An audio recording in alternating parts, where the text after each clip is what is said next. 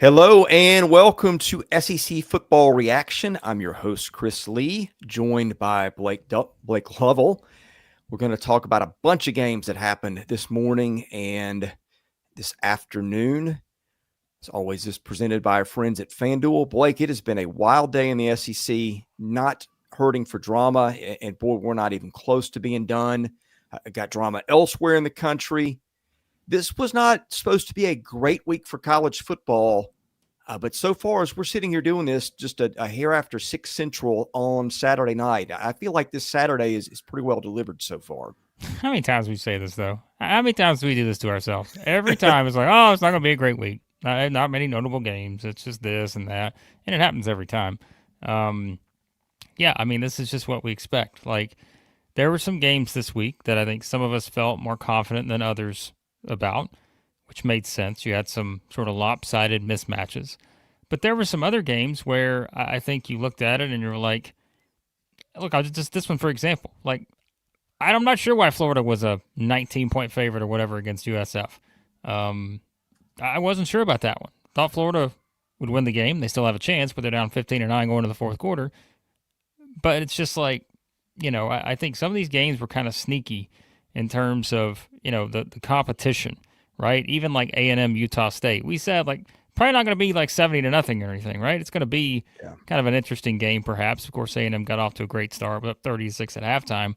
And it wound up being 44-22. But there were lots of interesting storylines. How was Texas going to respond? All those kind of things. And so, yeah, and we'll get into the two big games that we'll probably spend a little more time on based on our audience, Missouri and Kansas. And Kentucky and Ole Miss here is that one's going to wrap up here probably, 10, 15 minutes or so, unless it goes to overtime. So, yeah, I mean, there was plenty, I think, to sink your teeth into here this week, but on paper, I can understand why maybe we question it a little bit. Yeah, well, there were 5 games that I circled as the ones to watch. I mean, and one of those is over. The second one, Ole Miss and Kentucky, will maybe be over before long. We'll see how that goes. In Florida, South Florida was one I had the next tier. As we're doing this, Florida trails 15-9 early fourth quarter. So, yeah. But I think that the headline of the day so far, Missouri, which fell behind early, felt like Missouri was going to be maybe chasing a missed extra point early. You're worried about that a bit for the Tigers, given the injury at kicker and the uncertainty there. And then Beau Pribula fumbles the ball away. And Missouri's down, 21-6, I think, pretty early. And man, did the Tigers ever storm back and just take complete control of this one. That offense was really clicking today. I know Kansas is not the 86 Chicago Bears defensively, but man, I think Missouri, I thought last week Kevin Coleman really showed flash and playmaking ability. Pribula had a rapport with Marquise Johnson. Brett Norfleet is becoming a really, really good tight end. And Missouri had 2 backs run for over 100 yards today, including Jamal Roberts. Not something I had on the bingo card. I think Missouri was super, super impressive in the border war win over Kansas. And boy, was there some intensity in that place. One of the wilder games I would say we've seen so far this season. There's no question about that. And yeah, I mean, you talk about the start they got off to, being down the way they were. You had a couple mistakes and the fumble return, and you're just thinking, oh boy, like this thing could go south here. And then I think it sort of turned back to what we all sort of talked about as the key to this game. And that I thought, Chris, still was, I think Missouri can exploit some things for Kansas's defense. And they got some big plays. I mean, you mentioned like all the guys that contributed, and we talked about it, like the PFF grade, 96th in the country last year for Kansas. And we thought, hey, they're going to be improved this year, but it's just a matter of how much. And I still thought there was opportunity for Missouri to take advantage of some of that. Like you said, Hardy goes for 100, which, by the way, that guy's just he's just a huge difference maker, and he's going to be that all season long, I think, for them. I mean, he's kind of been as advertised so far in terms of the dynamic he's going to bring to the offense. You mentioned Jamal Roberts going for the 63 yarder, up to 143, almost 150 now. and Coleman, of course, 10 for 126 in the touchdown. So, yeah, and I mean, it's just I thought the game planning offensively and sort of some of the execution in key moments. There was one of the ones, was it the fourth down play late? That beautiful play where it's just a misdirection, where you have everybody going this way, you throw it back to the tight end on the left side. Yeah. And yeah, like that was just another, I think, example of they called the right things at the right time, and I think that made a difference in this game. But it also helps just having a lot of dudes right now that are kind of clicking together, right? The chemistry, and that's the thing you want to see. And all these guys seem to be on the same page. And yeah, I mean, if you're talking about, if that fumble doesn't happen early on, how does that change the game? But credit Kansas, they took advantage of it. I thought Daniels was pretty good in terms of, doing his best. But at the end of the day, Missouri's offense was simply better, and they had more of those big type plays. I'm looking here on the stat sheet. What did they have? I think they had 1, 2, 3, 4, 5, 6, 7, 8, 9, 10. 10 plays. I think of 12 or more yards. You had, I think, 5 plays, 26 or more yards on offense. And so just, some of those big type plays, and that was the key for the Tigers.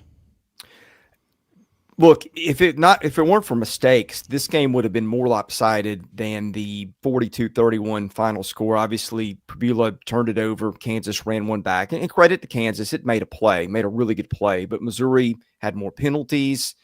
This is complete box score domination. 28 first downs to 13, 595 yards to 226. Are you kidding me? They allowed 226 yards to what is a pretty good offense run by a pretty good quarterback. Kansas rushed for 3 yards in this game on 19 carries. I don't know what that is after sacks. And to me, this may be hot take-ish. And I know that this guy came off a little bit of a disappointing year last year when I make the comparison. But is Missouri got a better best receiver in Kevin Coleman III than it had last year? With gosh, I've already forgotten his name. Luther you know Burden. Exactly what I'm talking. Luther Yep. Burden, thank you. I don't know why I blanked on that, but I mean he is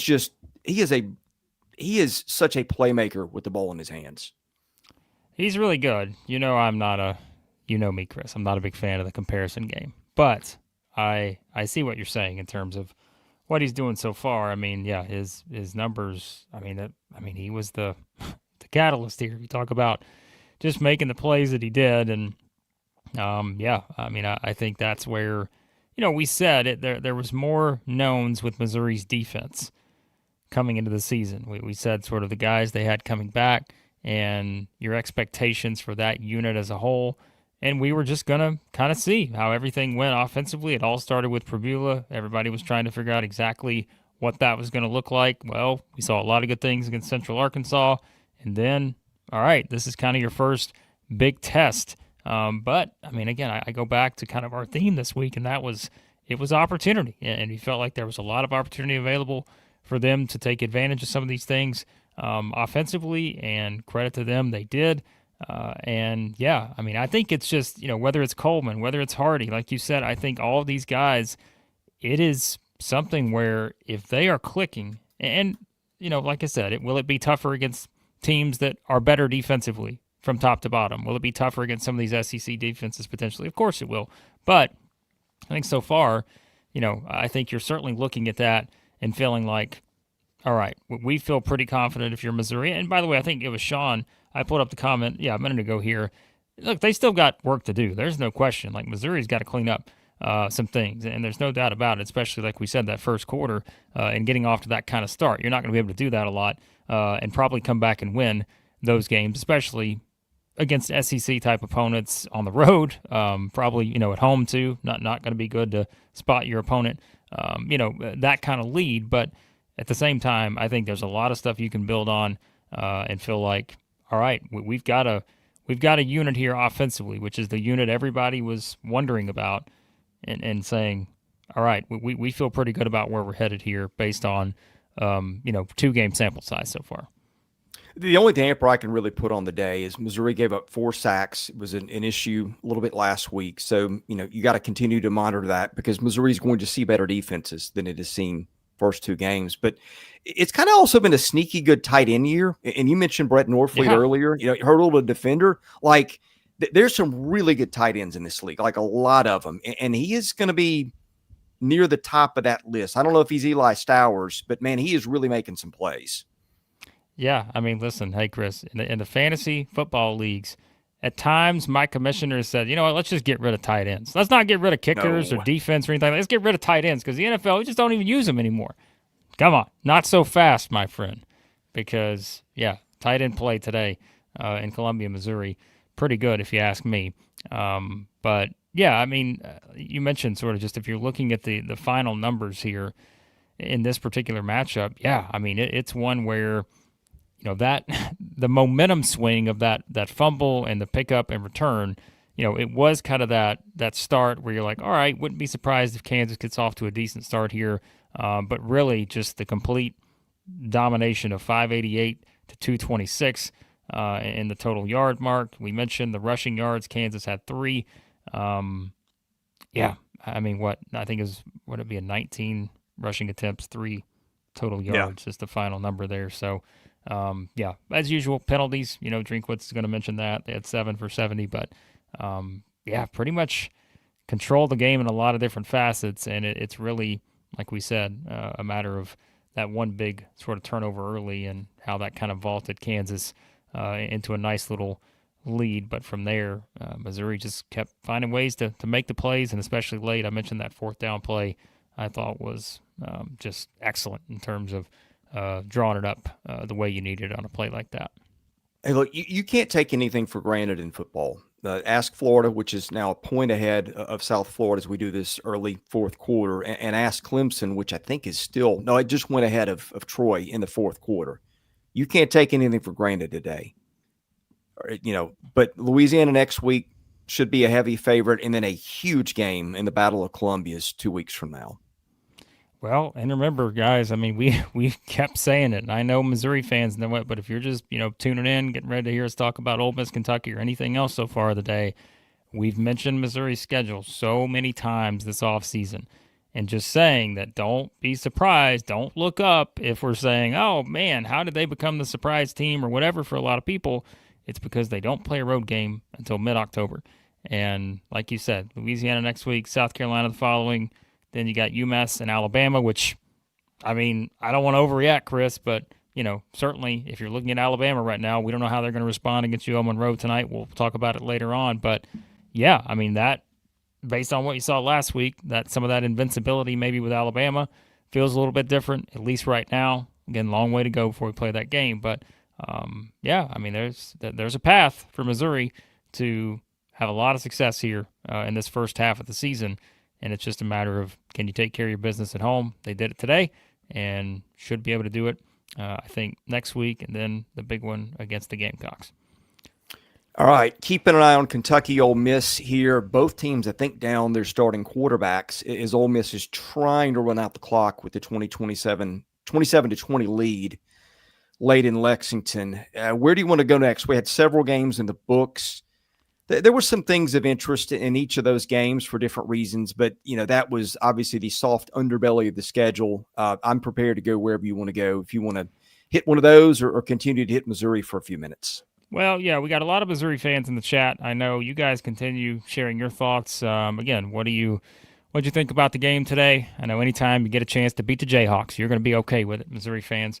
And so, yeah, give us your thoughts kind of coming out of it. We mentioned Sean and Sam and a lot of other Tyler's mentioned some things in the comments, but keep the feedback coming, how you feel about the Tigers after 2 games so far this season, and kind of your outlook moving forward, both on both sides of the ball, offense, defense, and all that stuff. So we'll continue to talk a bit about Missouri as we go through this stream, because I know we have, again, a lot of Missouri fans who are wanting to weigh in right now. But, yeah, I mean, if you're looking at the rest of the board at the moment, we'll see if Ole Miss can finish off Kentucky as soon as they do. We'll talk about that game in depth. You mentioned Florida is taking the lead against South Florida.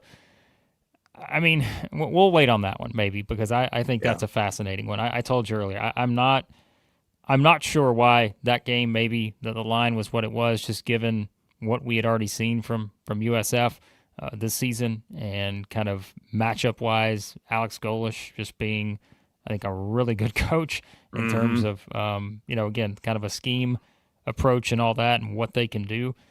But yeah, I mean, other notable ones, and remember, I know Rusty's in here talking about the Hogs. Arkansas is up 3 touchdowns right now in Arkansas State early in the second half. We'll talk. Chris and Chase will talk more in depth about kind of the thoughts on that game tonight, probably in the primetime show. I know SC Scout guy said, "Who knows when we're going to play football in Columbia, South Carolina?" That one is delayed right now due to the weather.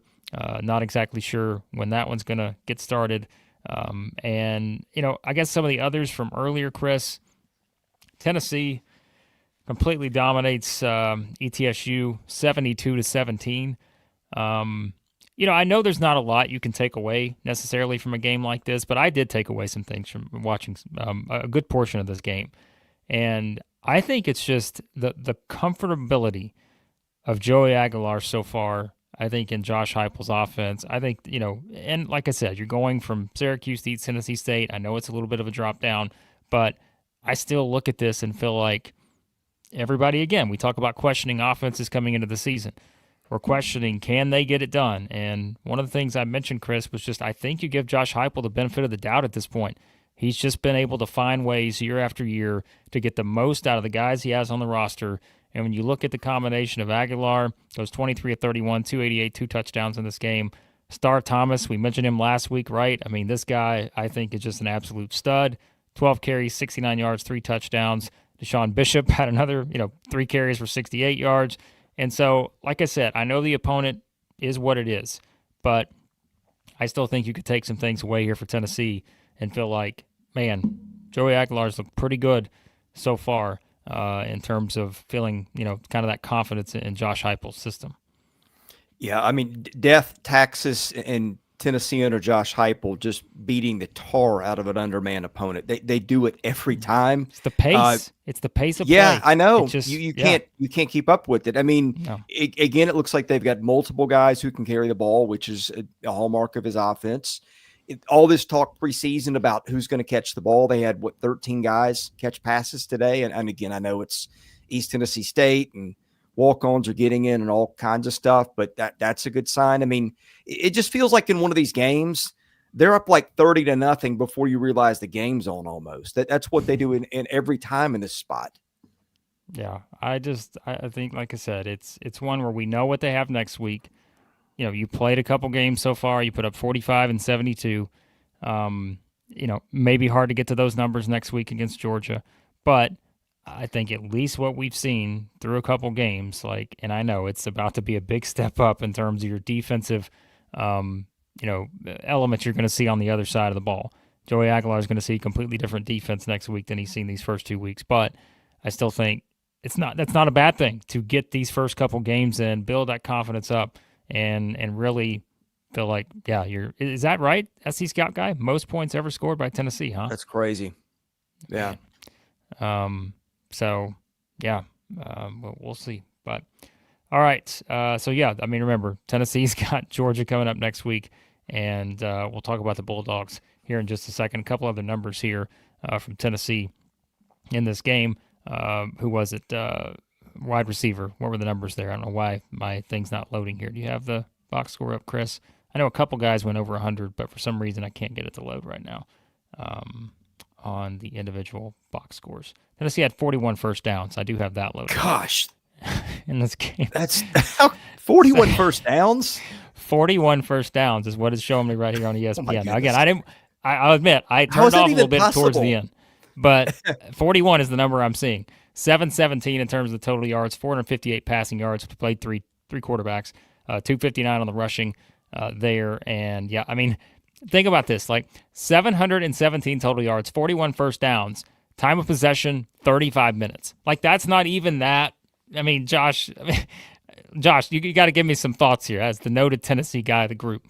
My goodness, just complete domination. And I think it's an interesting point Josh brings up. What's that spread going to be next week? Because I mean, look, Georgia has that one gone final, Chris? I think it has. Has it? No, or are they still going? I don't know. I wasn't sure if they were going to play football again. Well, they They came finally back, did. but I think that it is 28-6 is the final. Which, by the way, don't forget the Jay That's what Greason Georgia stat of always the year. does. The Jay Greason stat of the year continues. What were they? They were like 40-something point favorites, were they not? Maybe it's 36, 38. I I don't don't think remember. there was a line, was there? I mean, Well, officially. I thought I saw one somewhere, but maybe I'm wrong. But yeah, I mean, another one of those where like the Jay Greason stat. If they're 30, if Kirby's a 38-point favorite or whatever, he's never covered the spread. It was like 0-14 in the last whatever Yeah. 14 games. So I don't remember what it was, but yeah, I'm curious. And actually, it's not a bad idea to go ahead and maybe take a look here because I guarantee you it may. The model that I had put together, which is pretty good at predicting spreads, and it probably won't set on this number, but had Georgia by 4 coming into this week. Yeah, I think that could be lower because I'm. It probably will be. Yeah. I'm guessing Georgia in a field goal. Yeah. Here's a good comment I think from Josh here. He said, offensive line much improved. I think we've seen that in terms of how it's played out so far. And says, yeah, Joey runs the offense better than Nico. Defense might be an issue. We talked a little bit about that last week. But I think he brings up a good point here. And I've seen some Georgia fans on Twitter today talking about just the Gunnar Stockton aspect, Chris. And we talk about quarterbacks in that first big game, right? Well, like he's about to have that first big game whenever they go to Knoxville next week. And so I'm very fascinated, which again, he's played in big games before, but this season, I think it's kind of one of those where going on the road, playing this Tennessee team, I'm fascinated by that matchup heading into next week. So yeah, that game is much more interesting. I mean, I thought it was interesting before the season, but much more interesting now than I would have thought 2 weeks ago. Yeah, and by the way, if you were not watching that game, which I'm sure most of you were not, ETSU quarterback was Cade McNamara, who we know had been several stops. We talked about that in the preview this week. Not only do they have him, but they had the guy from North Carolina too. I don't know why I'm blanking on his name right now. Jacoby. Why am I forgetting his last name? Yeah. Those were the two quarterbacks. The one that had been at Arkansas. They're on their roster. So, so Cade McNamara, of course, Will Healy, the head coach there, also. All right. I think, Chris, again, my scores are not loading here. What is it? Kentucky, the onside kick. Ole Miss got the onside kick, right? Okay, yeah. So Ole Miss just got to take a knee and run 7 seconds. And by the way, the Vegas always knows, doesn't it? It felt like this would be a walkover for Ole Miss, and it's going to be a 7-point spread at the end. I mean, stylistically, Kentucky, I don't know what it does to Ole Miss, but it didn't help that Simmons got picked twice by the same guy on his first 2 drives or 2 of his first 3 or whatever it was. Well, and that's the story of this game, is it not? Is the 2 quarterbacks and the injuries, as Josh brings up here. I think that's going to be the story coming out of it. Now, again, we've been doing the stream for the past 20-something minutes.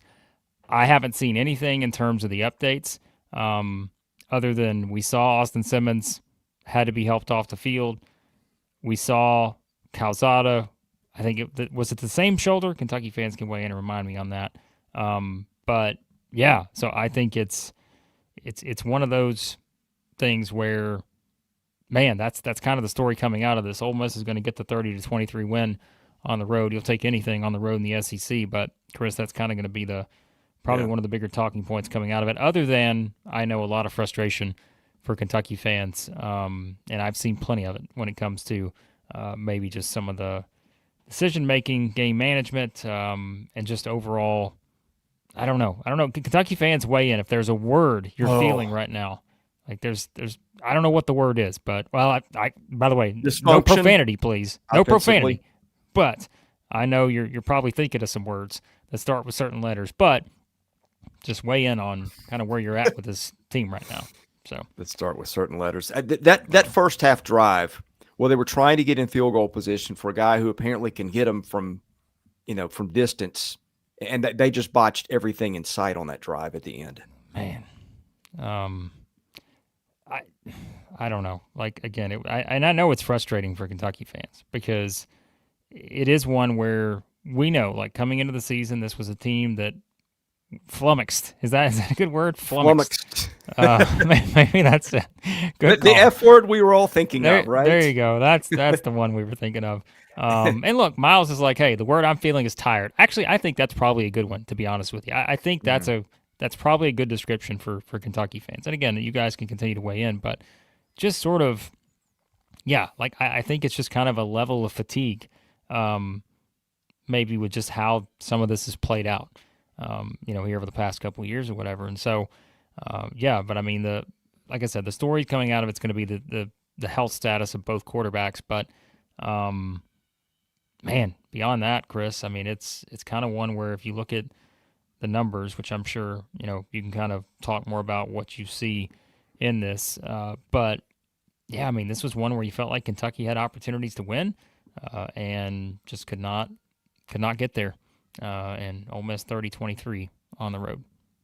Yeah, I mean, Ole Miss gift wrapped the opportunity with those two early turnovers, but I just don't believe in Kentucky's quarterback play. Now with the Calzada injury, I guess we'll see Cutter Boley, who we saw in the latter half of this. He was slinging it. Yeah, he was. He slung it 1 for 3 for 38. Well, hey, one of them got pass interference though. I think Oh, I think okay. we should take that out of the mix, right? I don't even know if it counts on his number. I can't remember, but It does not. still, yeah. Well, again, one of them he had I thought a nice pass, got a little pass interference, way to force it down the field, but he was slinging it around a little bit. So there was that. You'll take anything you can get right now. Right. So Is Kentucky a poor man's Iowa?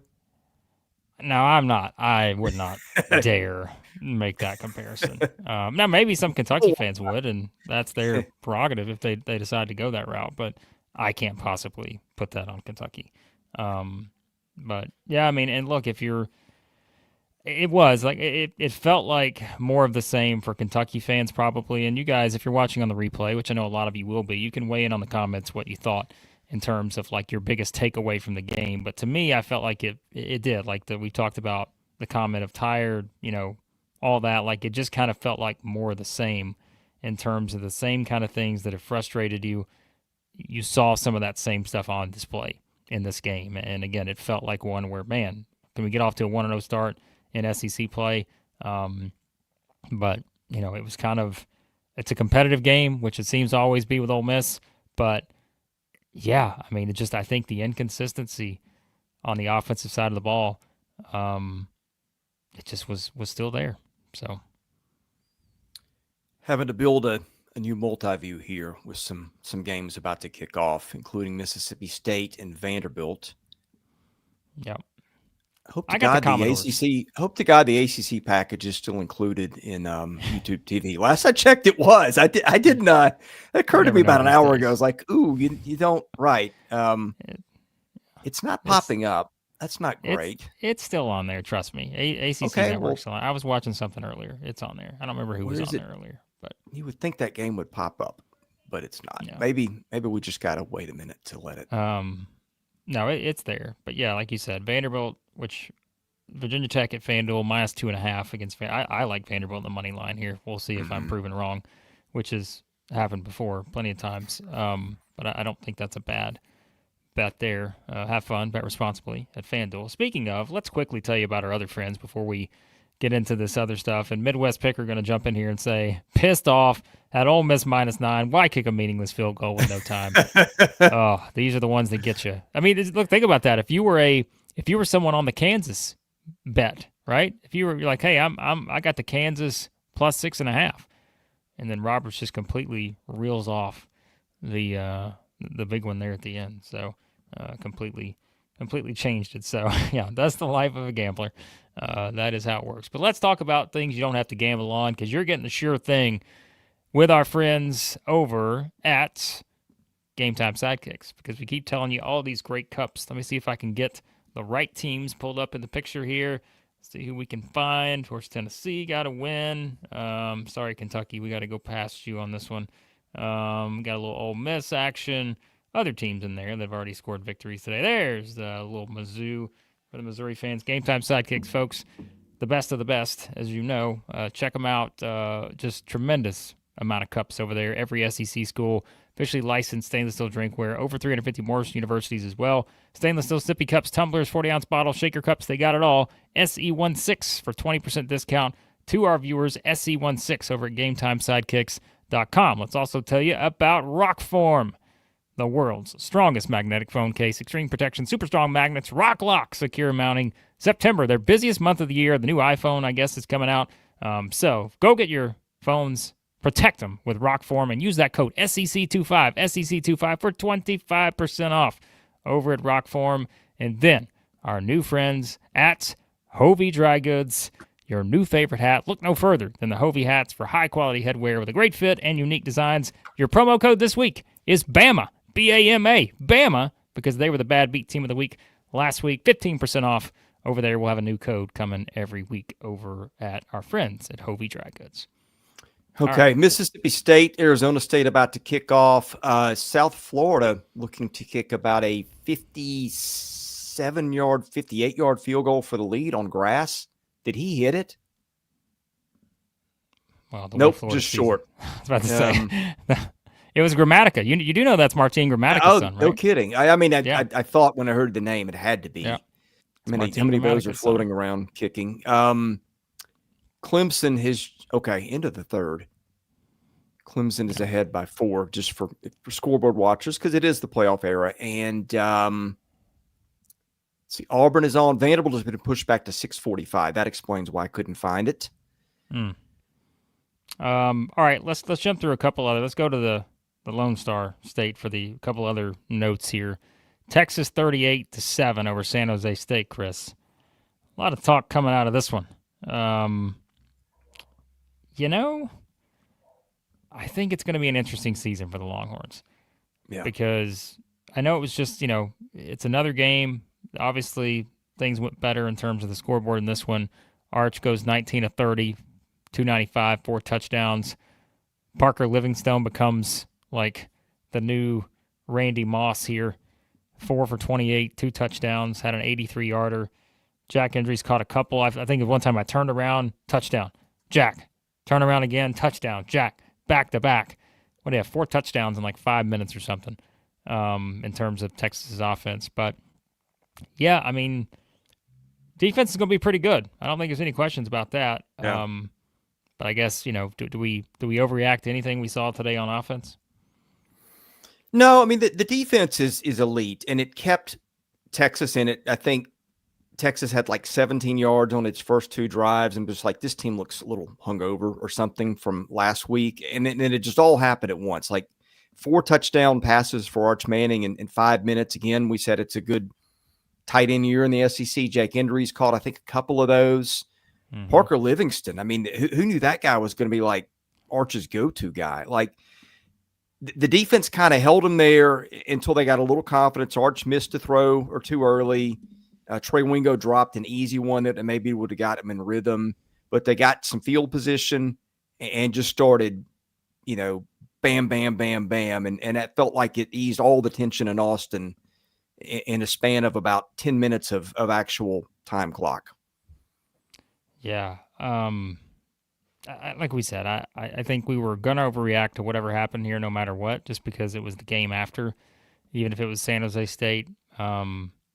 But yeah, I still think some people we're gonna look at some of that and probably, be kind of curious to see how it unfolds moving forward. I saw some reaction from Texas fans just kind of, talking about kind of their expectations, feeling pretty good about the defense, still having some questions about the offense, and I think that's probably the fair analysis coming out of it. By the way, I'm seeing some numbers here on the look-ahead line. We mentioned a minute ago for Tennessee and Georgia.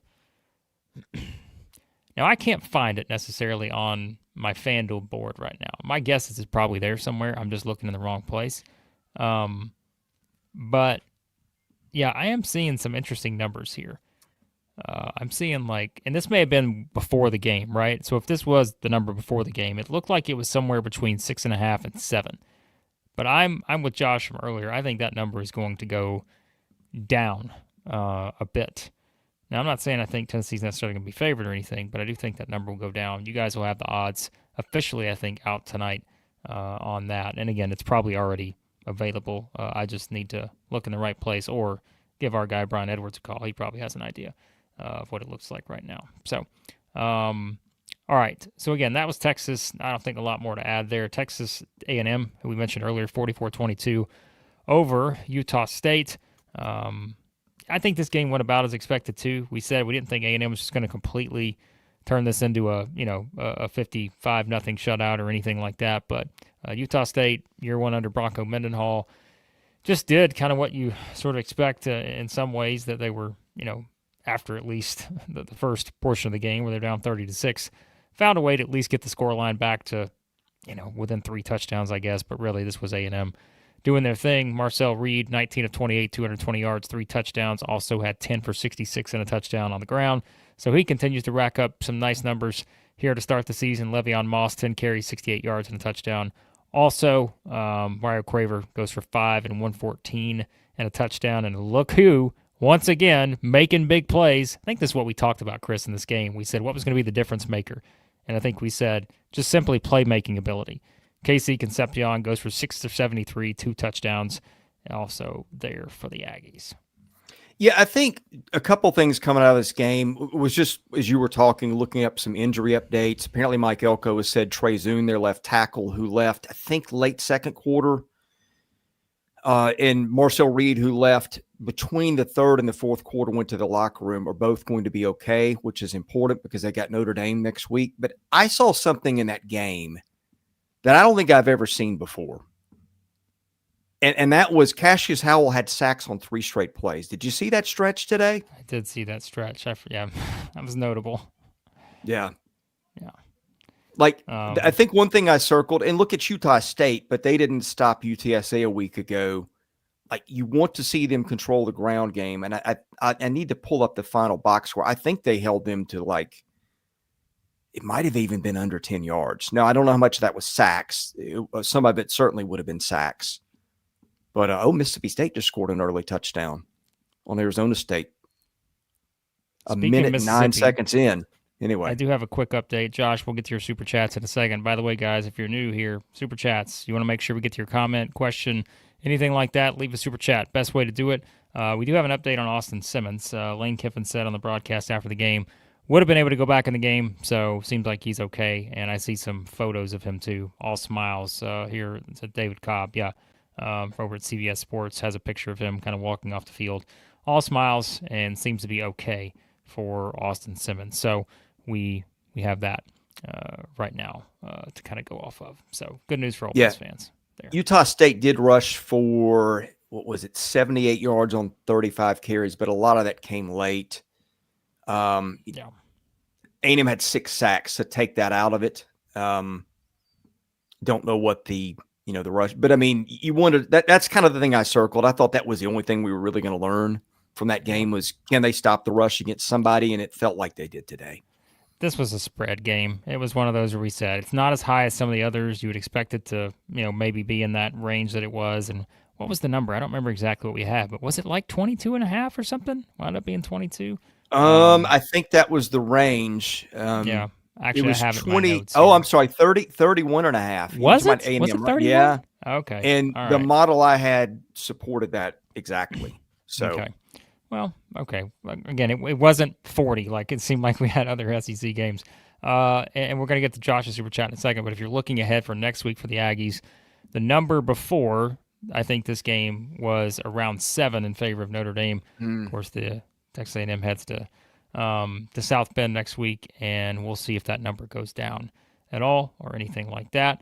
And so, Josh brings up here, as Josh is rooting for South Florida to have the drive of their lives here coming up in Gainesville as he's rooting this on. He brings up 199 on the Super Chat. We appreciate it, Josh. Georgia was, a touchdown favorite over Tennessee before today's game, so we'll see how that number moves a little bit later tonight. I would guess we'll have a bit of a movement on that. And Josh says 499 on the Super Chat. Says Arch equals Nico. Texas will win despite him because of their defense and run game. Got to stop hyping quarterbacks that have hardly played any college ball. So, Heisman numbers. Your updated Heisman's numbers, Chris. Arch Manning still at 5th. He is at plus 1,300 over at FanDuel. Garrett Nussmeier plus 800. Carson Beck plus 1,000. Lenore Sellers plus 1,000.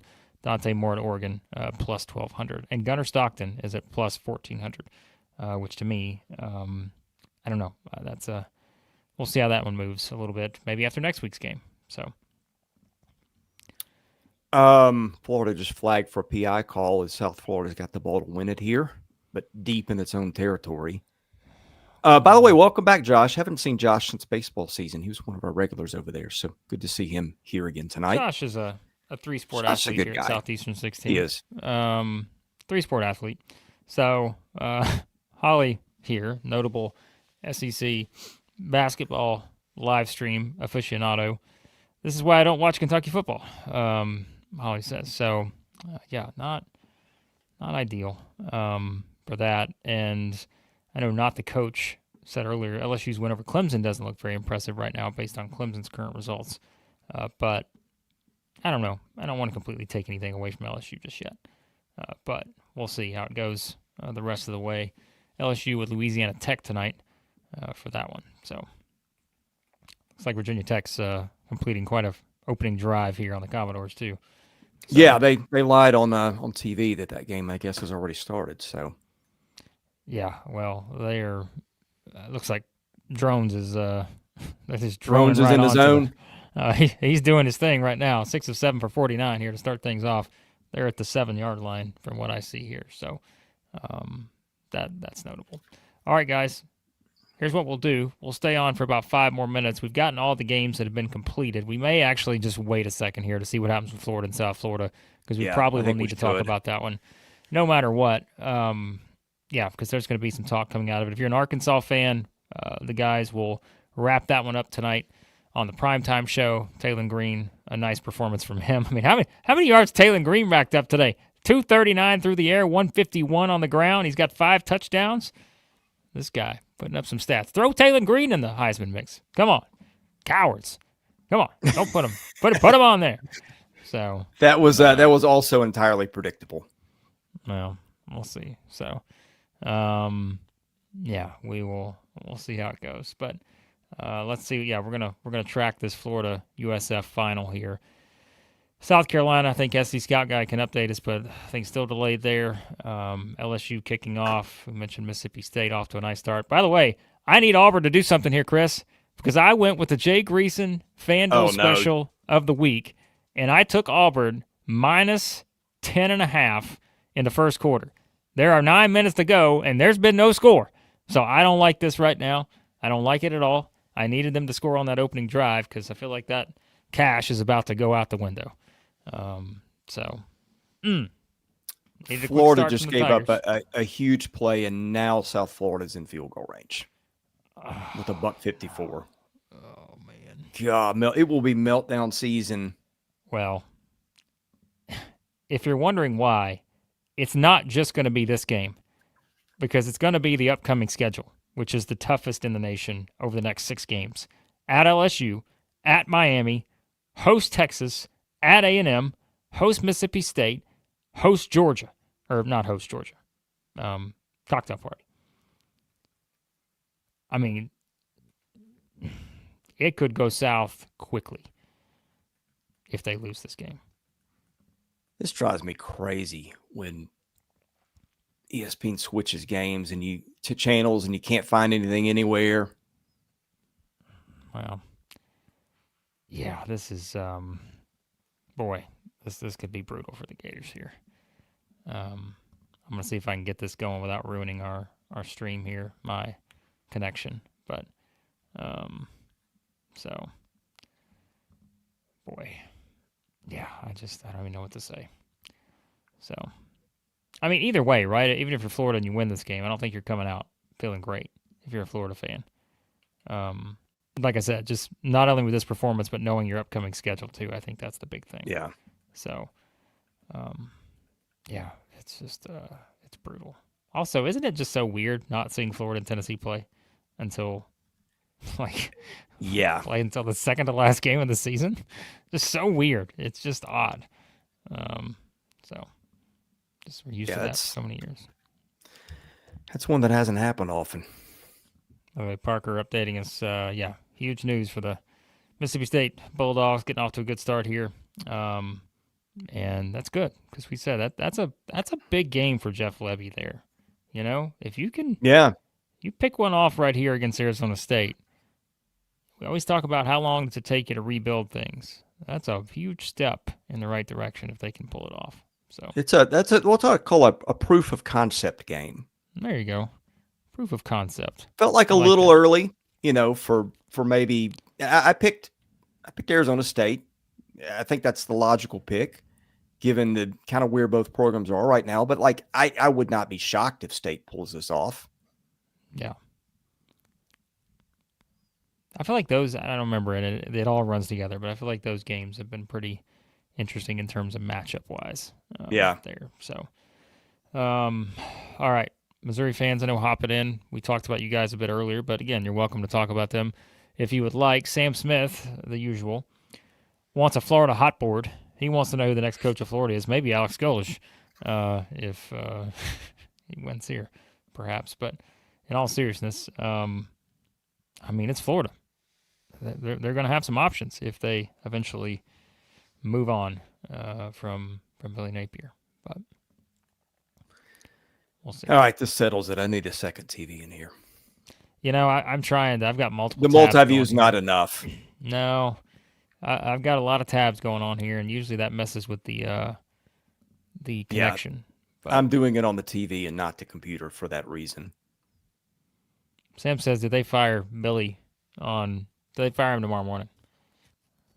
I don't think so. It's different day with all the buyouts. But, yeah. I mean, if you want to put your coach to the test, I think the best way to do it is have the schedule that Florida has coming up after this game. Yeah. Well, we went through that last year too. Exactly. And so do you want to have a repeat or do you want, it's just, I don't know. But for some reason I can't get this to load on mine. So I'm relying on everyone else to see how this goes. Because it's not even updating on my thing here. So Josh with the 199 super chat. How do y'all think Bama will look tonight? I'll be honest, Josh, wasn't this our preview this week, Chris? I said, I don't know. And I don't think I've ever said that. With Saban, I could tell you exactly how I thought they were going to look. But in this spot, I'm not as convinced. The stuff that came out this week, I question how badly they want to play football at the competitive level you need to play to win in this league. I mean, that may prove to be wildly premature, but boy, the Alabama slander was going on. The dancing in the locker room, the stuff like that. And then it should, man. These guys get paid a lot of money to play or, in Alabama's case, not play last week. Man, it's just, yeah. I mean, look, I think they're going to win the game, but that's what we were talking about this week in the preview. Just the mindset, it's hard to know. And that's why I think it's so different than it was before. It's just a different feel around the program. South Florida is just setting up for a chip shot. Yeah, this is going to be the easiest field goal you could have here. Man. Do you run one more play? No, I think you run it down, right? Florida called the timeout, though, didn't they? Okay. I'm watching on mute, so I'm... They did. Yeah. That's just make him think about it. Just, I'm not sure. But, Miles says, I don't think you fire him. If you go through the roughest stretch in college football, might as well have your head coach see if he can make some magic. But... I was going to say this anyway. Like not that this makes it feel any better, but I do think South Florida, like right now, if you're picking a group of 5 team for the play, not the group of 5. What's the saying now? The outside the Power 4. Yeah, there you go. Yeah, right. I don't know why I've gone blank on that. It's not hard, but anyway, they might be your team, win or lose this game. See, I go back to that was one this week, and again, I appreciate the Jay Greason special, but I also probably should have looked at this from a betting perspective and said, FanDuel, take my money, because I just could not understand why that was such a high number. I get it, like Florida should win the game, but based on what we had seen South Florida do in game 1, and just kind of having that feel, right? This was one of those games where you just got, I think Golish is such a good coach. And so, yeah, I don't know. Boy, this is going to be brutal, though, if they lose this game. Mm-hmm.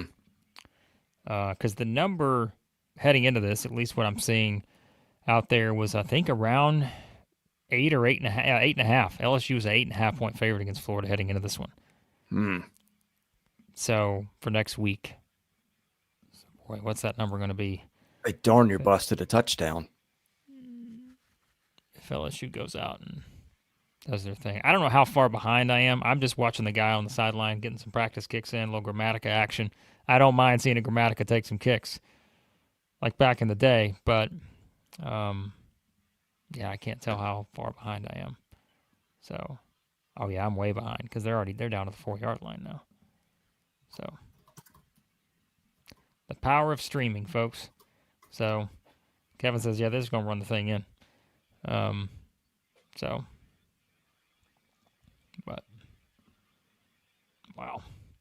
All right, if you're still watching, thoughts, comments in the chat. We always appreciate you guys. If you're jumping in late, we've probably already talked about your game. We talked about every game that's gone final already in the SEC. Arkansas fans, you'll get your time tonight on the primetime show.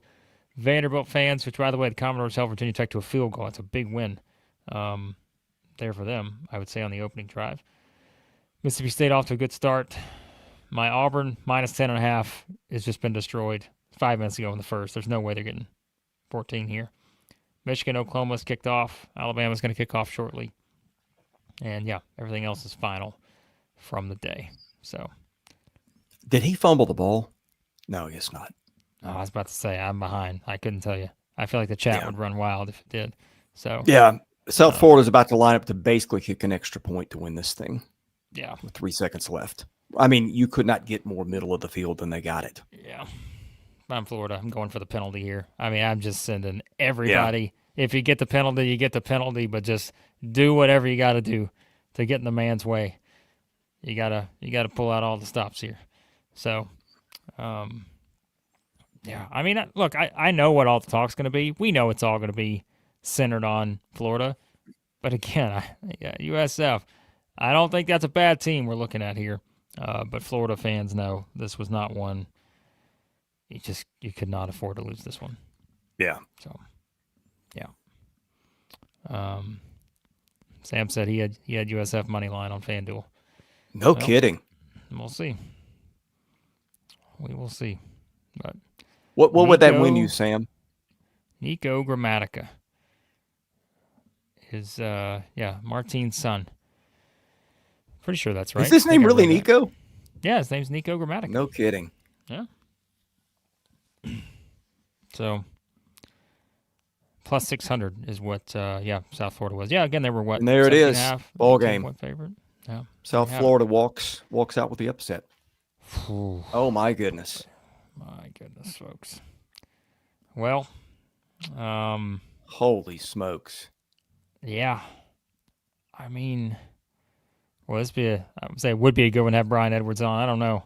It's Brian's birthday, by the way. Are we kidding? Are we kidding, Gators? Brian's birthday, they give him this? Brian is going to lose his mind. Man. Well, the thing is, right, you just felt like you were just about ready to buy back in a little bit. But then you have a game like this, and we mentioned the upcoming schedule. It is the toughest in the nation. And, remember, too, we're just talking about the short term of their upcoming schedule. At LSU, at Miami, 2 top 5 teams. Home against Texas, number 7 right now. At A&M, top 20 team. Home against Mississippi State, who, if they beat Arizona State, Mississippi State clearly improved. Home against Georgia. I keep saying this. I keep looking at this thing on here. But it's the rivalry game against Georgia. They're currently 4th. So you've got 4 top 7 teams in there right now. And then if you go beyond that, you go to Kentucky, go to Ole Miss, top 20 team, host Tennessee, who, as we said, Tennessee's good. And then you got Florida State, who's good. How many Florida State scored today? 77? Yeah, and it was 11 touchdowns. Could have scored more, I'm sure. Yeah. When have I heard this before? Man. Yeah, I mean, realistically, right? It's like, I mean, after this, these numbers, if you're doing like your look-ahead lines and all that, I mean, there's probably a couple games left that Florida's maybe favored in right now. I mean, the two easiest games on their schedule are behind them now. Man. Yeah, like even going to Kentucky. I mean, let's call it what it is. Like, I think Kentucky, I know they have issues we mentioned earlier, but I think the defense is still going to give them some opportunities. So, all right, Josh, I'll put this up for $2 super chat. I'm not gonna knock DJ, but man, not ideal for the Gators. Man. Well, Florida fans, if you're hopping in, we couldn't even put this in the title because there was too many games to put on there. But I'm sure we'll get comments from Florida fans coming out of this, and I think you guys can probably talk a little bit more about this game tonight, Chris, on the primetime show. We may actually be able to sneak that into the title. That's not a bad idea. So we might do that, Chris, if you and Chase want to dissect this one a little bit more, maybe see some thoughts from Billy Napier coming out of it, post-game press conference, that kind of stuff. That may not be a bad idea. So, I think we'll probably do that. We might take that approach, Chris, if that works for you guys. So, what a stunning loss for Florida. Yeah.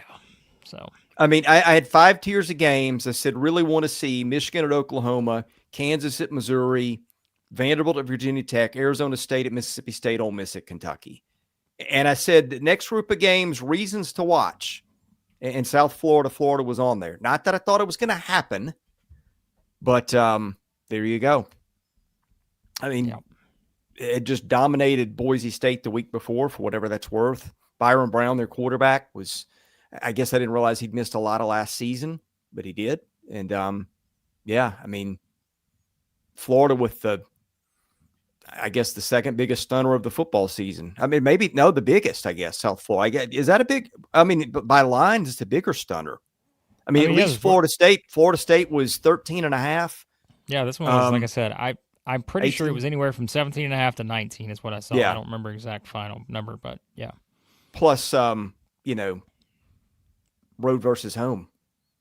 Yeah. I mean, I'm gonna pull.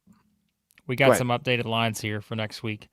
Georgia -5.5 over at FanDuel, -112 there against Tennessee. The over/under set at 50.5. So -5.5 is the number for Georgia. We've also got an updated number for Notre Dame A&M, -6.5, and a -118 number for Notre Dame hosting Texas A&M. Oklahoma's gone up 7-0 on Michigan, and same with Ball State. So Oklahoma with a good start. Alabama just scored. Auburn has scored. Come on. I just need another touchdown. I just need one more for the Tigers here to hit on the 10.5 Jay Greason special in the first quarter. So all those games tonight, folks, will be wrapped up on our primetime show. That'll probably take place anywhere from 9:30 to 10 p.m. Central. Again, I have a feeling Chris and Chase will dissect the Florida loss a little bit more in there, just based on kind of thoughts moving forward. Maybe see, again, what Billy Napier has to say post-game, and we'll get probably a lot more people in there reacting. Florida fans may not be jumping in just yet to share their thoughts. But Oklahoma, Alabama, LSU, Auburn, Mississippi State, Vanderbilt, if South Carolina ever plays, Arkansas, those games will be discussed here tonight. So, I agree, Josh. I think, let's see, box score on Florida, final one's out. 20 first downs for each team, and total yards 391 to 355 in South Florida's favor. So, sometimes you get one of those games where there's an upset where, somebody just cashed in at the right time every time. Not the case here. I mean, South Florida played with them every step. I mean, you can certainly go to social media. I'm on Twitter right now, and the comments are interesting. People are pushing for the boosters to pay the buyout tonight. They are pushing hard on that because, like we said, you look at that upcoming schedule. I mean, that's the thing, right? And look, maybe this is too premature. We'll find out. But hey, this is the story every year. If you have a team that's in a position where they're like, the fans have just completely turned, they're like, we want this guy out, Chris. What do we always say? It's like, do you give them the chance to turn it around, or do you kind of say, hey, we're not going to give them that opportunity? It's like conference tournaments in basketball. I feel like we always talk about that, right, with coaches, where it's like, oh man, don't let them go out and win the tournament, because then what choice do you have if you're the administration? And so this is different, obviously.